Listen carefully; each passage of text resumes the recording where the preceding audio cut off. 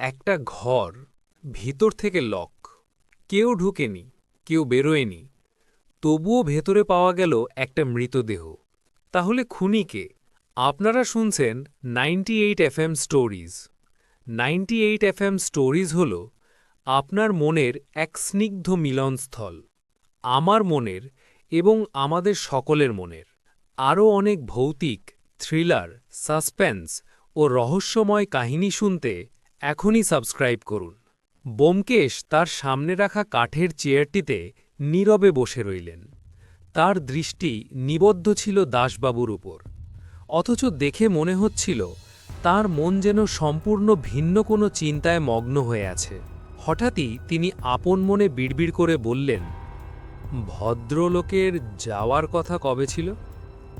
দাশবাবু গলা পরিষ্কার করে বললেন, গতকাল রাতে যাওয়ার কথা ছিল, কিন্তু আজ সকালে যা ঘটেছে আপনি তো বুঝতেই পারছেন।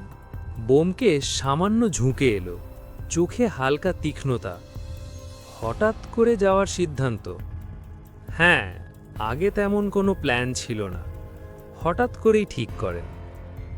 একটু নীরবতা নেমে এলো ঘরে। মৃতদেহ এখন কোথায়?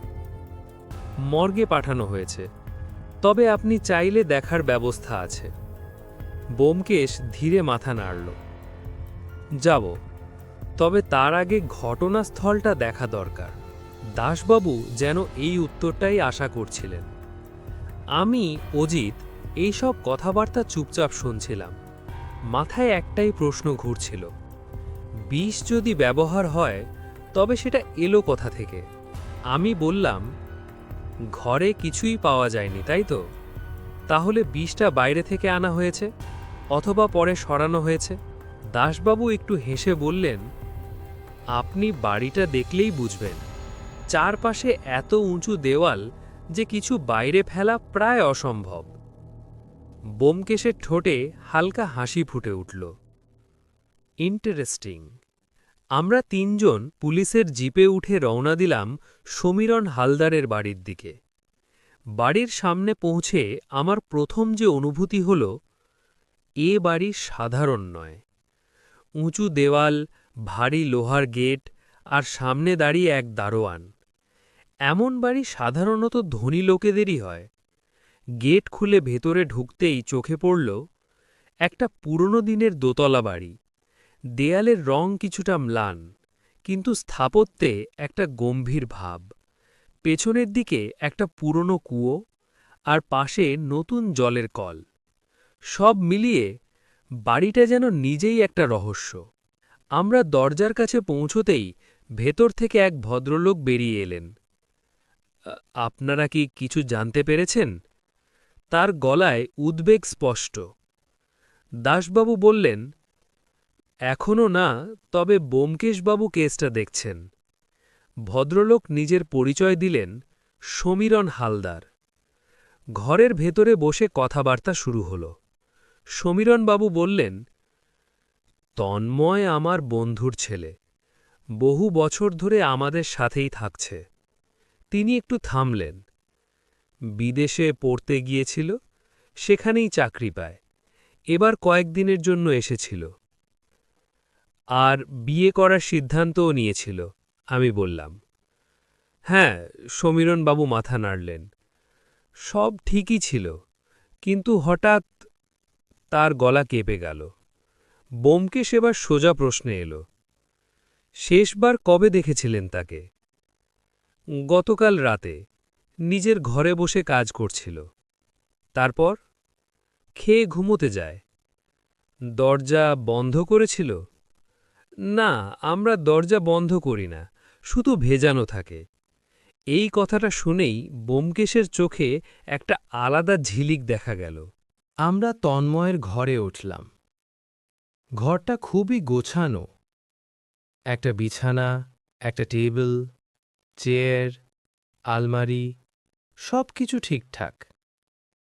কিন্তু তবুও কিছু যেন ঠিক লাগছিল না। ব্যোমকেশ ধীরে ধীরে ঘরের চারপাশে হাঁটতে লাগল। জানালা পরীক্ষা করল, দরজা বন্ধ করে আবার খুলল। একটা হালকা ক্যাঁচ শব্দ হলো। সে কিছুক্ষণ থেমে সেই শব্দটা শুনল, তারপর ধীরে বলল,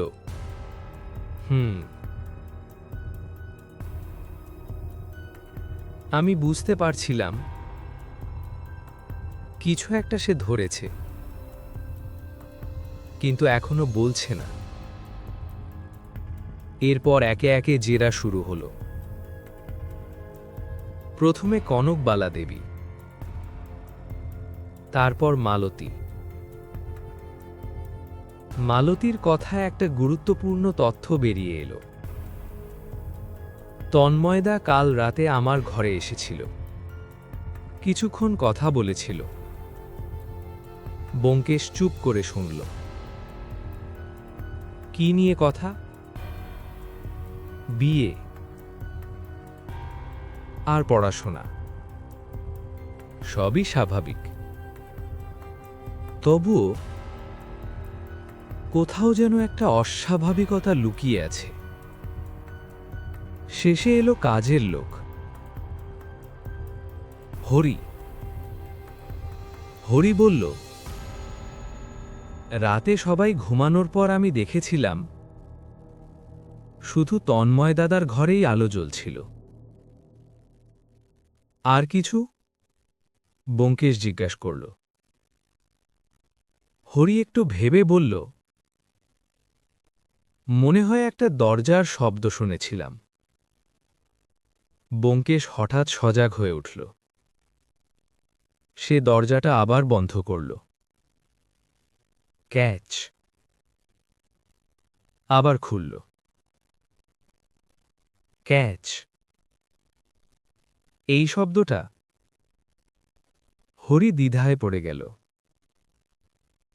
ঠিক মনে নেই স্যার, কিন্তু আমি বুঝে গেলাম এই শব্দটাই গুরুত্বপূর্ণ। ঘর থেকে বেরিয়ে আসার সময় ব্যোমকেশ খুব শান্ত গলায় বলল, আমায় 2 দিন সময় দিন। সমীরণবাবু তাকিয়ে রইলেন তার দিকে, আশা আর ভয়ের মিশ্র দৃষ্টি। বাইরে বেরিয়ে এসে ব্যোমকেশ হঠাৎ থেমে গেল।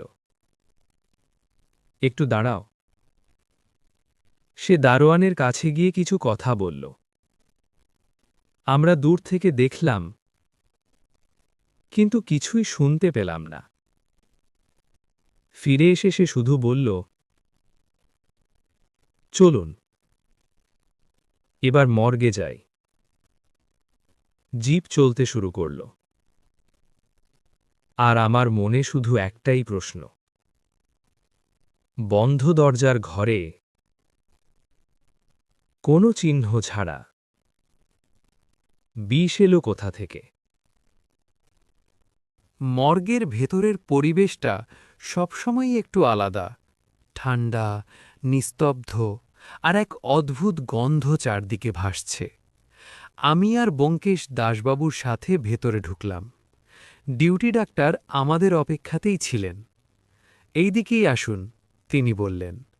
সাদা কাপড়ে ঢাকা একটা দেহ, তন্ময়। ডাক্তার কাপড়টা সরাতেই আমি একটু অস্বস্তি বোধ করলাম। মুখটা শান্ত, অস্বাভাবিক কিছু নেই। আমি অবাক হয়ে বললাম, এত স্বাভাবিক লাগছে যেন ঘুমোচ্ছে। ডাক্তার মাথা নাড়লেন। হ্যাঁ, এটাই অদ্ভুত। কোনো ফেনা নেই, কোনো খিঁচুনির চিহ্ন নেই, কিন্তু মৃত্যুটা বিষক্রিয়াতেই হয়েছে। ব্যোমকেশ এগিয়ে গেল। তার চোখে সেই পরিচিত তীক্ষ্ণতা। সে তন্ময়ের হাত, মুখ, চোখ সব ভালো করে পরীক্ষা করতে লাগল। হঠাৎ সে জিজ্ঞেস করল, মৃত্যুর সময়টা? ডাক্তার বললেন, রাত 12টা থেকে 2টার মধ্যে। বিষের ধরন? স্লো অ্যাক্টিং, শরীরে ঢুকে কাজ করতে সময় নেয়। ব্যোমকেশ কিছুক্ষণ চুপ করে রইল। তারপর ধীরে বলল, মানে বিষটা ঘুমোনোর অনেক আগেই শরীরে ঢুকেছিল। ডাক্তার বললেন, এক্স্যাক্টলি। আমি চমকে উঠলাম। তাহলে তন্ময় ঘুমোনোর আগে বিষ খেয়েছে, কিন্তু খাবারে তো বিষ ছিল না। ব্যোমকেশ হঠাৎ তন্ময়ের আঙুলের দিকে তাকাল। ডাক্তার, নখের নিচে কিছু পেয়েছেন? না, কিছুই না। ব্যোমকেশ এবার মাথা নিচু করে যেন নিজের মনে বলল, বিষ, কিন্তু কোনো ট্রেস নেই। ইন্টারেস্টিং। মর্গ থেকে বেরিয়ে আমরা বাইরে এলাম। আমি আর থাকতে না পেরে বললাম, কিছু বুঝলে? ব্যোমকেশ হালকা হাসল। কিছুটা। মানে? বিষটা খাবারের সাথে যায়নি। তাহলে? আরও সহজ একটা উপায় গেছে, কিন্তু সেটা এখনই বললে মজা থাকবে না। আমি বিরক্ত হয়ে বললাম, তুমি সব সময় এমন করো। সে হেসে জিপে উঠে বসল। ফেরার পথে ব্যোমকেশ একদম চুপ। দাশবাবু জিজ্ঞেস করলেন, আপনি কি কাউকে সন্দেহ করছেন? ব্যোমকেশ জানালার বাইরে তাকিয়ে বলল, এই কেসটা খুব সিম্পল, আবার খুব কমপ্লেক্স। মানে? খুনি বাড়ির ভেতরের কেউ। আমি অবাক, কিন্তু মোটিভ সেটাই খুঁজছি। বাড়িতে ফিরে ব্যোমকেশ সরাসরি নিজের ঘরে চলে গেল। আমি জানি এখন ওর মাথায় ঝড় চলছে। রাত প্রায় 10টা।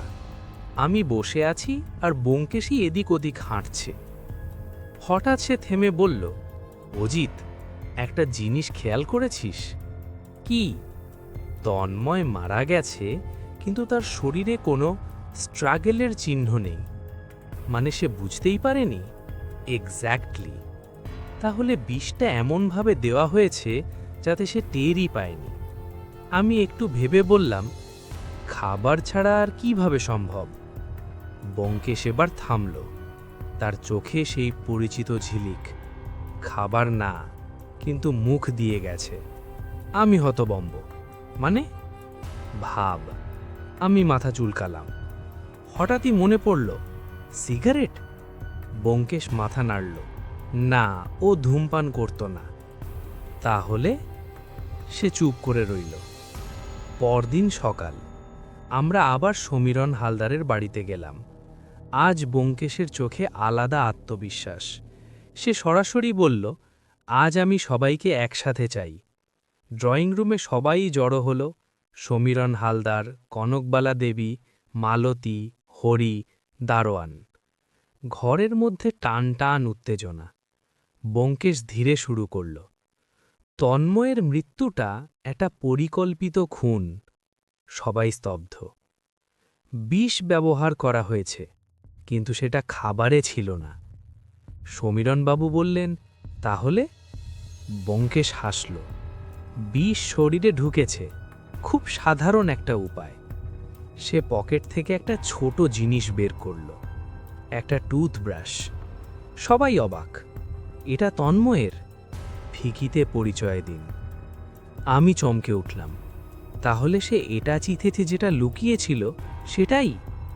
ব্যোমকেশ বলল, বিষটা ছিল এই টুথব্রাশে। ঘরের সবাই স্তব্ধ। রাতে ঘুমানোর আগে তন্ময় দাঁত মাজে, তখন বিষ তার শরীরে ঢুকে যায়। আমার শরীর শিউরে উঠল। এত সিম্পল, তবুও এত ক্লেভার। দাশবাবু বললেন, কিন্তু এটা করল কে? ব্যোমকেশ ধীরে সবার দিকে তাকালো, তারপর থামল। মালতীর দিকে। ঘরের বাতাস যেন জমে গেল। মালতীর মুখ ফ্যাকাশে। আমি? সে কাঁপা গলায় বলল। ঘরের ভেতর তখন নিস্তব্ধতা। ব্যোমকেশের চোখ স্থির মালতীর দিকে। মালতী কাঁপা গলায় বলল, আপনি আপনি কি বলছেন? আমি তন্ময়দাকে মারব কেন? সমীরণবাবু চেয়ার থেকে উঠে দাঁড়ালেন। ব্যোমকেশবাবু, এটা কি বলছেন আপনি? আমার মেয়ে? ব্যোমকেশ হাত তুলে থামালেন। আমি কাউকে দোষী বলিনি এখনো। আমি শুধু বলছি এই কাজটা বাড়ির ভেতরের কেউ করেছে, আর সেই সুযোগ সবার মধ্যে সবচেয়ে বেশি ছিল মালতী। মালতীর চোখে জল এসে গেছে। আমি কিছু করিনি। ব্যোমকেশ ধীরে ধীরে ঘরের মধ্যে হাঁটতে লাগল। কাল রাতে তন্ময় তোমার ঘরে গিয়েছিল, ঠিক? হ্যাঁ। কতক্ষণ ছিল?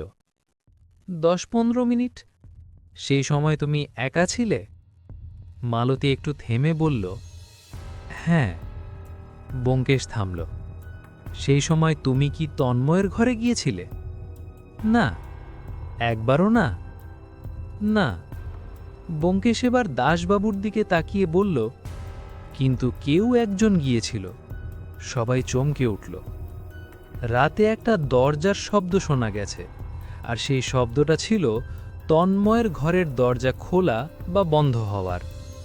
আমি বললাম, কিন্তু সেটা তো হরি ঠিক করে বলতে পারেনি। ব্যোমকেশ মাথা নাড়ল। ঠিক করে বলতে পারেনি, কিন্তু একটা শব্দ সে শুনেছে, এটা নিশ্চিত। ব্যোমকেশ এবার ধীরে বলল, আর একটা জিনিস, তন্ময় মারা গেছে কিন্তু কোনো প্রতিরোধ করেনি। মানে সে খুনিকে চিনত আর বিশ্বাস করত। ঘরের সবাই একে অপরের দিকে তাকালো। কনকবালা দেবী হঠাৎ বললেন, আপনি কি বলতে চাইছেন? ব্যোমকেশ শান্ত স্বরে বলল, আমি বলতে চাইছি, খুনি এমন একজন যাকে তন্ময় নিজের ঘরে আসতে দিত, সন্দেহ ছাড়াই। আবার সেই দৃষ্টি মালতীর দিকে। মালতী এবার চিৎকার করে উঠল, না, আমি কিছু করিনি। সে কাঁদতে শুরু করল। সমীরণবাবু তাকে জড়িয়ে ধরলেন। চুপ কর মা, কিছু হয়নি। কিন্তু ব্যোমকেশ এবার বলল, ঠিক আছে, মালতী খুনি নয় ধরে নিলাম। ঘরে হালকা একটা স্বস্তির বাতাস এলো, কিন্তু সেই স্বস্তি বেশিক্ষণ টিকল না। ব্যোমকেশ এবার ঘুরে দাঁড়াল।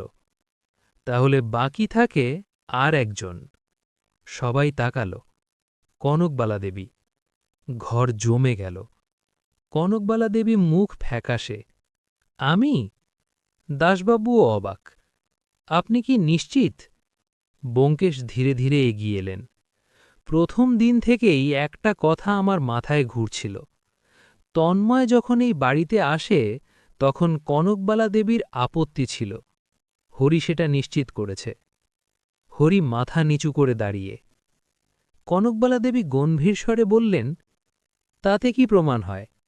ব্যোমকেশ বলল, কিছু না, কিন্তু মোটিভ খুঁজতে গেলে এটা গুরুত্বপূর্ণ। আর মোটিভ? সেটাও আছে। ঘরের মধ্যে নিস্তব্ধতা। ব্যোমকেশ এবার ধীরে ধীরে বলল, তন্ময় বিদেশে বিয়ে করতে যাচ্ছিল, এবং সেই বিয়ে হলে সে আর এই বাড়িতে ফিরত না, আর তার উপর যে সম্পত্তির একটা অংশ নির্ভর করছিল সেটাও হাতছাড়া হয়ে যেত। সমীরণবাবু অবাক। কি বলছেন আপনি?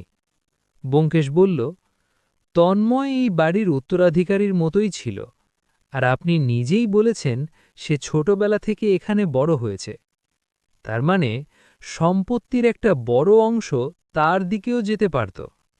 কনকবালা দেবীর চোখে তখন অদ্ভুত এক দৃষ্টি। এটা প্রমাণ? ব্যোমকেশ হালকা হাসল। না, এটা শুধু মোটিভ। আমি বুঝতে পারছিলাম আসল খেলাটা এখনো বাকি। ব্যোমকেশ আবার বলল, কিন্তু সবচেয়ে বড় প্রশ্ন, ২০টা টুথব্রাশে গেল কিভাবে? সে পকেট থেকে আবার টুথব্রাশটা বের করল। এটা তন্ময়ের অ্যাটাচি ব্যাগে ছিল, মানে এটা সে নিজেই ব্যবহার করত। দাসবাবু বললেন, তাহলে কেউ তার ঘরে ঢুকে এটা করেছে? এক্স্যাক্টলি।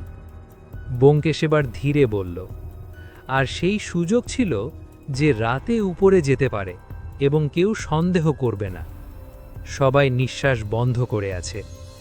ব্যোমকেশ এবার থামল, তারপর ধীরে বলল, কিন্তু খুনি একজন নয়।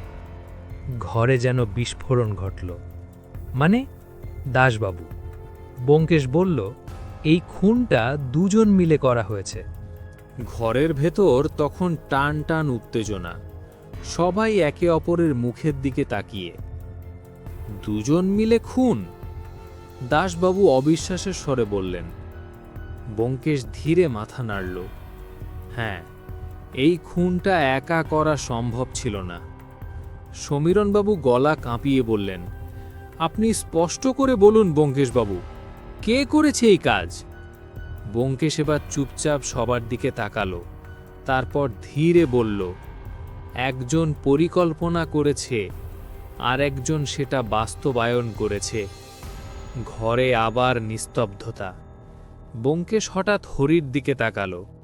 হরি, তুমি কতদিন ধরে এই বাড়িতে কাজ করছো? 15 বছর স্যার। বাড়ির সবার অভ্যাস তুমি ভালোই জানো, তাই না? হ্যাঁ স্যার। ব্যোমকেশ এবার প্রশ্ন করল, তন্ময় রাতে ঘুমানোর আগে কি করত? দাঁত মাজত স্যার। ব্যোমকেশ হালকা হাসল। এক্স্যাক্টলি। তারপর সে সবার দিকে ঘুরে বলল, এই খুনের পুরো প্ল্যানটাই তৈরি হয়েছে তন্ময়ের দৈনন্দিন অভ্যেসকে কাজে লাগিয়ে। দাশবাবু বললেন, মানে আগে থেকেই প্ল্যান করা? হ্যাঁ, খুব ঠান্ডা মাথায়। ব্যোমকেশ এবার ধীরে ধীরে ঘটনাটা সাজাতে শুরু করল। প্রথমে খুনি জানত তন্ময় রাতে দাঁত মাজবে, তাই তার টুথব্রাশে বিষ লাগানো হয়। কিন্তু এটা করতে হলে দরকার তার ঘরে ঢোকার সুযোগ। সমীরণবাবু বললেন, কিন্তু রাতে তো সবাই নিজের ঘরে ছিল। ব্যোমকেশ তৎক্ষণাৎ বলল, না, কেউ একজন বেরিয়েছিল। দরজার শব্দ। ব্যোমকেশ আবার সেই ক্যাচ শব্দটা নকল করল। ঘরের মধ্যে যেন সেই রাত ফিরে এলো। হরি সেই শব্দ শুনেছে, মানে কেউ তন্ময়ের ঘরে গিয়েছিল। কনকবালা দেবী এবার বললেন, তাহলে আপনি বলতে চাইছেন আমি গিয়েছিলাম?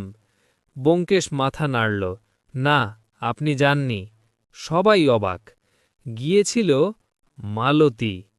মালতী হঠাৎ চমকে উঠল, না, আমি। ব্যোমকেশ এবার জোরে বলল, মিথ্যে বলো না। ঘর কেঁপে উঠল। তুমি রাতে পড়াশোনা করছিলে, ঠিক, কিন্তু তার মাঝেই তুমি তন্ময়ের ঘরে গিয়েছিলে।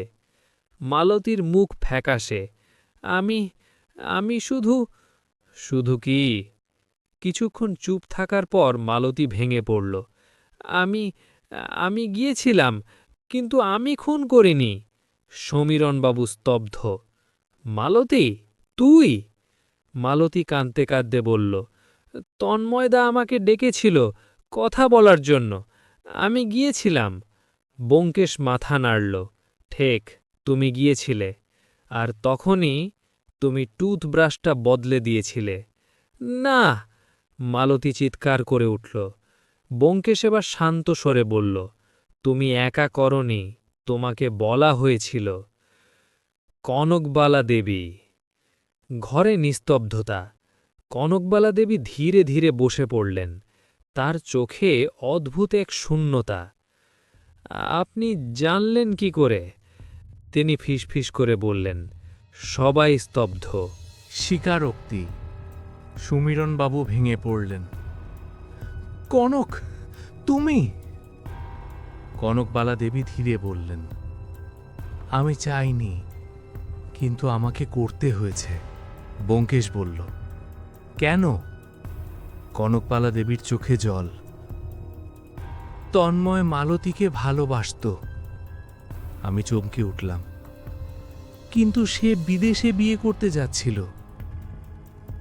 মালতীকে ব্যবহার করেছিল সময় কাটানোর জন্য। মালতী ফুঁপিয়ে উঠল, আমি জানতাম, তবু আমি তাকে ভালোবাসতাম। কনকবালা দেবী বললেন, আমি আমার মেয়ের এই অবস্থা দেখতে পারিনি। আর তন্ময় যদি বেঁচে থাকত, মালতী ভেঙে পড়ত। ঘরে নিস্তব্ধতা। ব্যোমকেশ ধীরে বলল, তাই আপনি প্ল্যান করলেন, আর মালতীকে দিয়ে সেটা করালেন। কনকবালা দেবী মাথা নিচু করলেন। আমি শুধু বলেছিলাম ও যেন টুথব্রাশটা বদলে দেয়। বাকি কাজ আমি আগেই করে রেখেছিলাম। ঘরের ভেতর তখন নিস্তব্ধতা। সবাই যেন বাস্তবটা মেনে নিতে পারছে না। সমীরণ হালদার চেয়ারে বসে পড়েছেন, মাথা দু হাতের মধ্যে। মালতী কাঁদছে। কনকবালা দেবী নিঃশব্দে বসে, চোখে জল, কিন্তু মুখে অদ্ভুত এক শান্তি। দাশবাবু ধীরে বললেন, সব কিছু তো পরিষ্কার, কিন্তু একটা জিনিস এখনো বুঝলাম না ব্যোমকেশবাবু। আপনি এত কিছু বুঝলেন কিভাবে? ব্যোমকেশ হালকা হাসল, সে চেয়ারে বসে ধীরে ধীরে বলতে শুরু করল, সব শুরু হয়েছিল একটা অদ্ভুত প্রশ্ন থেকে। ঘরের মধ্যে কোনো বিষ নেই, বাইরেও কিছু ফেলা যায়নি, তাহলে বিষ এলো কোথা থেকে? আমি মাথা নাড়লাম। এটাই তো আমিও ভাবছিলাম। ব্যোমকেশ বলল, তারপর আমি মর্দে গিয়ে একটা জিনিস নিশ্চিত হলাম, বিষটা স্লো অ্যাক্টিং। মানে তন্ময় বিষ নেওয়ার পর কিছুক্ষণ বেঁচে ছিল এবং সে ঘুমিয়েছিল। দাশবাবু বললেন, তাই তো শরীরে কোনো অস্থিরতার চিহ্ন নেই। ব্যোমকেশ বলল, ঠিক, মানে বিষটা এমনভাবে শরীরে গেছে যাতে সে টেরই পায়নি। সে একটু থামল। তারপর আমি ভাবলাম, রাতে ঘুমানোর আগে মানুষ কি করে?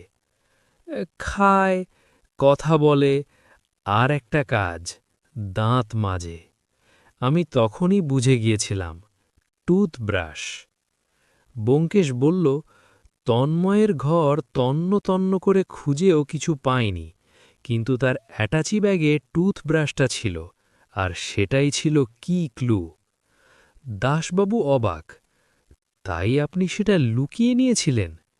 ব্যোমকেশ হেসে বলল, হ্যাঁ, পরীক্ষা করার জন্য। এরপর এলো দরজার শব্দ। হরি বলেছিল সে একটা দরজার শব্দ শুনেছে। আমি নিজে দরজাটা খুলে বন্ধ করে দেখলাম একটা ক্যাঁচ শব্দ হয়। সে একটু ঝুঁকে বলল, রাতে নিস্তব্ধতায় এই ছোট্ট শব্দই বড় ক্লু। মানে কেউ ঘরে ঢুকেছিল, আর সেই কেউ এমন একজন যাকে তন্ময় চিনত এবং সন্দেহ করত না। আমি বললাম, তাই মালতী? ব্যোমকেশ মাথা নাড়ল, হ্যাঁ, তন্ময় নিজেই মালতীকে ঘরে ঢুকতে দিয়েছিল। কিন্তু মোটিভ? এটাই ছিল সবচেয়ে কঠিন। ব্যোমকেশ কনকবালা দেবীর দিকে তাকাল। তন্ময়ের বিদেশে বিয়ের সিদ্ধান্ত, মালতীর প্রতি তার ব্যবহার, আর আপনার প্রথম আপত্তি, সব মিলিয়ে একটা চিত্র তৈরি হয়। কনকবালা দেবী চোখ নামিয়ে নিলেন। আপনি একজন মা, আপনি দেখেছেন আপনার মেয়ে ভেঙে পড়ছে, আর আপনি সেটা সহ্য করতে পারেননি। ঘরের মধ্যে আবার নিস্তব্ধতা। শেষ টুকরোটা এলো দারোয়ানের কাছ থেকে। দাশবাবু অবাক, দারোয়ান?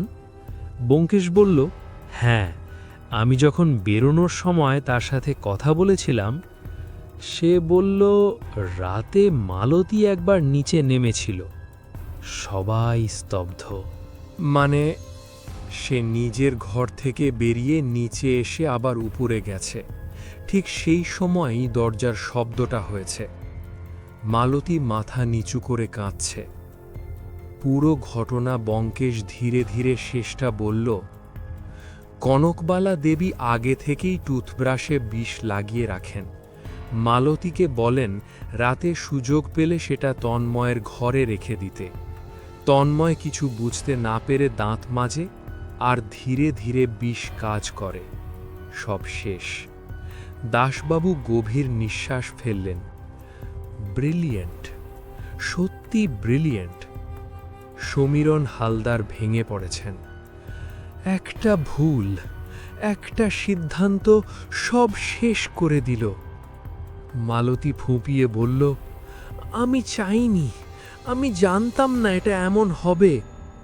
কনকবালা দেবী ধীরে বললেন, আমি জানতাম, তবুও করেছি। কিছুক্ষণের মধ্যেই পুলিশ তাদের নিয়ে গেল। ঘরের মধ্যে আবার নিস্তব্ধতা। বাইরে বেরিয়ে আমি ব্যোমকেশকে বললাম, তুই কি একটুও দুঃখ পেলি না? ব্যোমকেশ একটু থামল, তারপর ধীরে বলল, খুনি সবসময় খারাপ মানুষ হয় না অজিত, কখনো কখনো পরিস্থিতি তাকে খুনি বানায়। আমি চুপ করে রইলাম। আকাশটা তখন মেঘলা, হালকা বাতাস বইছে, আর আমার মনে একটাই কথা ঘুরছে, রহস্য শুধু খুনের নয়, মানুষের মনও একটা রহস্য। এমন আরও রহস্যময় গল্প শুনতে 98 FM স্টোরিজে সাবস্ক্রাইব করতে ভুলবেন না। বেল